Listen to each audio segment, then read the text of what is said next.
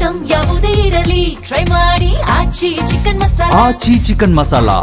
ಕಾಂಗ್ರೆಸ್ ಕೋಟೆಯಲ್ಲಿ ಕುರ್ಚಿ ಕದನ ದಿನಕ್ಕೊಂದು ಟ್ವಿಸ್ಟ್ ಪಡ್ಕೊಳ್ತಾ ಇದೆ. ದೆಹಲಿ ಪ್ರವಾಸದಲ್ಲಿರುವಂತಹ ಡಿಕೆ ಬ್ರದರ್ಸ್ ರಾತ್ರೋರಾತ್ರಿ ದಾಳ ಉರುಳಿಸಿದ್ರು. ಮಲ್ಲಿಕಾರ್ಜುನ ಖರ್ಗೆ ಮತ್ತು ಕೆಸಿ ವೇಣುಗೋಪಾಲ್ ಅವರನ್ನ ಭೇಟಿಯಾಗಿ ಚರ್ಚೆ ನಡೆಸಿರುವಂತದ್ದು ಈಗ ತೀವ್ರ ಕುತೂಹಲಕ್ಕೆ ಕಾರಣ ಆಗ್ತಾ ಇದೆ.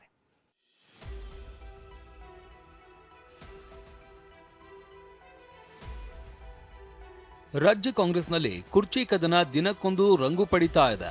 ಕೆಎನ್ ರಾಜಣ್ಣ ಹೇಳಿದ ಸೆಪ್ಟೆಂಬರ್ ಕ್ರಾಂತಿ ನಡೆಯಲಿಲ್ಲ, ಬಳಿಕ ನವೆಂಬರ್ ಕ್ರಾಂತಿ ಆಗಲಿಲ್ಲ, ಡಿಸೆಂಬರ್ ಕ್ರಾಂತಿ, ಹೊಸ ವರ್ಷ, ಸಂಕ್ರಾಂತಿಯ ಕೊಡುಗೆ ಎಲ್ಲವೂ ಮುಗಿದವು. ವಿಧಾನಮಂಡಲ ಅಧಿವೇಶನದ ಬಳಿಕ ಹೈಕಮಾಂಡ್ ದೆಹಲಿಗೆ ಕರೆಯಲಿದೆ ಅಂತ ಹೇಳಲಾಯಿತು. ಈಗ ಬಜೆಟ್ ಅಧಿವೇಶನದ ಬಳಿಕ ರಾಜ್ಯ ಕಾಂಗ್ರೆಸ್ನಲ್ಲಿ ರಾಜಕೀಯ ಕ್ರಾಂತಿ ಆಗಲಿದೆ ಅಂತ ಹೇಳಲಾಗ್ತಾ ಇದೆ. ಇದೀಗ ದೆಹಲಿಯಲ್ಲಿ ಡಿಕೆ ಬ್ರದರ್ಸ್ ದಾಳ ಉರುಳಿಸಿದ್ದು ಸಂಚಲನಕ್ಕೆ ಕಾರಣವಾಗಿದೆ. ದೆಹಲಿಯಲ್ಲಿ ರಾತ್ರಿ ಖರ್ಗೆ ಕೆಸಿವಿ ಭೇಟಿಯಾದ ಡಿಕೆ ಬ್ರದರ್ಸ್. ಕಾಂಗ್ರೆಸ್ ಕೋಟೆಯ ಕುರ್ಚಿ ಕದನಕ್ಕೆ ಭರ್ಜರಿ ರಂಗು.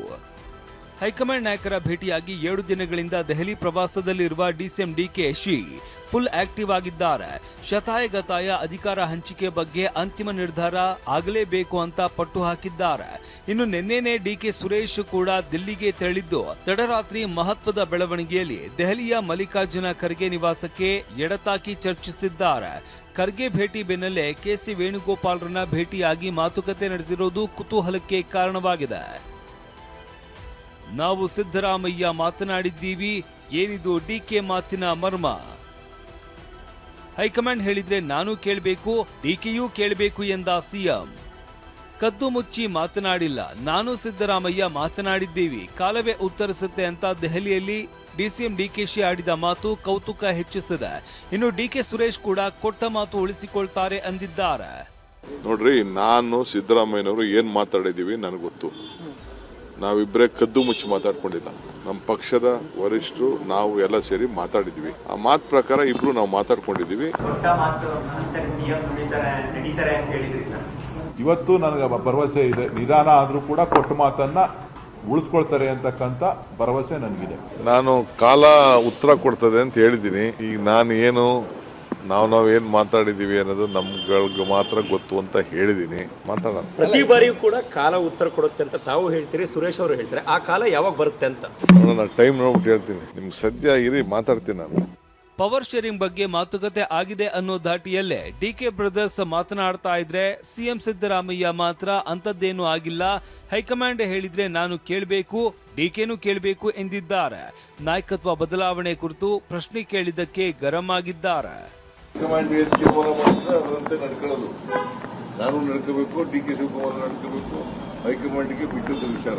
ನನ್ಗೆ ಯಾಕೆ ಕೇಳಕ್ ಹೋಗ್ತೀರಿ? ನಾನು ಹೈಕಮಾಂಡು ಏನ್ ಹೇಳ್ತಾರೆ ಹಂಗೆ ಕೇಳೋದು. ಇನ್ನು 5 ವರ್ಷ ಸಿದ್ದರಾಮಯ್ಯ ಅವರೇ ಸಿಎಂ ಅಂತ ಪದೇ ಪದೇ ಯತೀಂದ್ರ ಹೇಳ್ತಾ ಇರುವ ಮಾತಿಗೆ ಡಿಕೆ ಸುರೇಶ್ ನಯವಾಗಿನೇ ಕೌಂಟರ್ ಕೊಟ್ಟಿದ್ದಾರೆ. ಅವರ ಮಾತೆ ವೇದವಾಕ್ಯ ಅಂತ ಕುಹಕವಾಡಿದ್ದಾರೆ. ನನ್ನ ಪ್ರಕಾರ ಹೈಕಮಾಂಡ್ ಅವರು ಕ್ಲಿಯರ್ ಆಗಿ ಸಿಗ್ನಲ್ ಕೊಟ್ಟಿದ್ದಾರೆ. ಅವರು ಬಾಯ್ಬಿಟ್ಟು ಹೇಳದೇ ಇರ್ಬೋದು, ಬಟ್ ಅವ್ರಿಗೆ ಕ್ಲಿಯರ್ ಆಗಿ ಸಿಗ್ನಲ್ ಕೊಟ್ಟಿದ್ದಾರೆ. ನಾವು ಇವಾಗ ಸದ್ಯಕ್ಕೆ ಯಾವುದೇ ಲೀಡರ್ಶಿಪ್ ಚೇಂಜ್ ಮಾಡಲ್ಲ ಅಂತ ಹೇಳಿ. ಸೊ ಹಾಗಾಗಿ 5 ವರ್ಷ ಸಿದ್ದರಾಮಯ್ಯ ಅವರು ಮುಖ್ಯಮಂತ್ರಿಗಳಾಗಿರ್ತಾರೆ ಅಂತ ನಾನು ನಂಬ್ತೇನೆ. ನನಗೆ ಗೊತ್ತಿಲ್ಲ, ಅವರಷ್ಟು ತಿಳುವಳಿಕೆ ದೊಡ್ಡವರು ನಾವಲ್ಲ, ಗೊತ್ತಾಯ್ತಲ್ಲ. ಅವ್ರು ಏನು ಹೇಳ್ತಾರೆ ಅದೇ ವೇದವಾಕ್ಯ. ಇದೆಲ್ಲದರ ನಡುವೆ ಡಿಕೆ ಬಣ ಮತ್ತು ಸಿಎಂ ಬಣದವರ ಮಾತಿನ ಯುದ್ಧವೂ ಜೋರಾಗಿದೆ. ಅಧಿಕಾರ ಹಂಚಿಕೆ ವಿಚಾರದಲ್ಲಿ ಹೈಕಮಾಂಡ್ ಮೌನ ಮುರಿಬೇಕು ಅಂತ ಬಾಲಕೃಷ್ಣ ಹೇಳಿದ್ರೆ 2028ರವರೆಗೂ ಸಿದ್ದರಾಮಯ್ಯ ಅವರೇ ಸಿಎಂ. ಆದ್ರೆ ಹೈಕಮಾಂಡ್ ಬೀದಿ ದಾಸೆಯನ್ನ ಸಿಎಂ ಮಾಡಿದ್ರೂ ಒಪ್ಪಿಕೊಳ್ಳಬೇಕಾಗತ್ತೆ ಅಂತ ಸಚಿವ ಜಮೀರ್ ಹೇಳಿದ್ದಾರೆ. ಮಾತುಕತೆ ಆಗಿತ್ತು ಅಂತಕ್ಕಂಥ ವಿಚಾರ ಡಿಕೆ ಶಿವಕುಮಾರ್ ಡಿಸಿಎಂ ಸಾಹೇಬರು ಹೇಳ್ತಾ ಇದ್ದಾರೆ.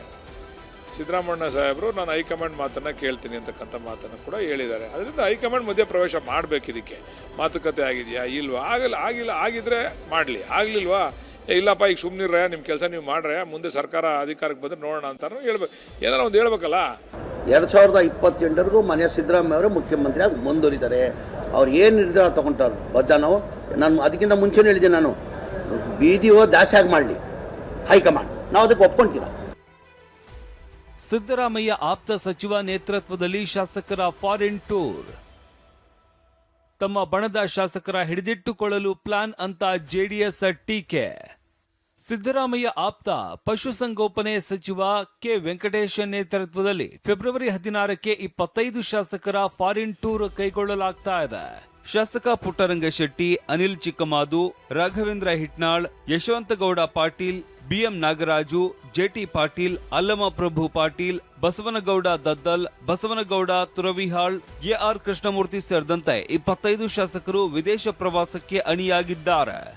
ಇನ್ನು ಸಿಎಂ ಬಣದ ಶಾಸಕರ ವಿದೇಶ ಪ್ರವಾಸಕ್ಕೆ ಜೆಡಿಎಸ್ ವ್ಯಂಗ್ಯವಾಡಿದೆ. ಕುರ್ಚಿ ಉಳಿಸಿಕೊಳ್ಳುವ ಆತಂಕದಲ್ಲಿ ಇರುವ ಸಿದ್ದರಾಮಯ್ಯ ತಮ್ಮ ಬಣದ ಶಾಸಕರನ್ನ ಹಿಡಿದಿಟ್ಟುಕೊಳ್ಳೋದಕ್ಕೆ ಸದ್ದಿಲ್ಲದೆ ಫಾರಿನ್ ಟ್ರಿಪ್ ಕಳಿಸೋದಕ್ಕೆ ಪ್ಲಾನ್ ಮಾಡಿದ್ದಾರೆ. ಪಟ್ಟಕ್ಕಾಗಿ ದೆಹಲಿ ಯಾತ್ರೆಯಲ್ಲಿ ಇರುವ ಡಿಕೆ ಶಿವಕುಮಾರ್ ಹೇಗಾದ್ರೂ ಮಾಡಿ ಕುರ್ಚಿ ಪಡಿಬೇಕು ಅಂತ ಹೈಕಮಾಂಡ್ ಹಿಂದೆ ಬಿದ್ದಿದ್ದಾರೆ. ಬಜೆಟ್ನಲ್ಲಿ ಸಿಗುವ ಅನುದಾನಕ್ಕಿಂತ ಫಾರಿನ್ ಟೂರ್ನಲ್ಲಿ ಸಿಗುವ ಸಮಾಧಾನ ದೊಡ್ಡದು ಅಂತ ಕೆಲ ಶಾಸಕರು ಪ್ಲೇನ್ ಹತ್ತೋದಕ್ಕೆ ರೆಡಿಯಾಗಿದ್ದಾರೆ. ಹೀಗಂತ ಜೆಡಿಎಸ್ ತನ್ನ ಎಕ್ಸ್ ಖಾತೆಯಲ್ಲಿ ಟೀಕಿಸಿದೆ. ಒಟ್ನಲ್ಲಿ ಕಾಂಗ್ರೆಸ್ನಲ್ಲಿ ಕುರ್ಚಿ ಕದನ ಕ್ಲೈಮ್ಯಾಕ್ಸ್ ಘಟ್ಟಕ್ಕೆ ಬಂದಂತೆ ಕಾಣ್ತಾ ಇದೆ. ಬಜೆಟ್ ಬಳಿಕ ದೊಡ್ಡ ಕ್ರಾಂತಿ ಆಗತ್ತಾ ಅನ್ನೋದೇ ಪ್ರಶ್ನೆ. Bureau report, TV9.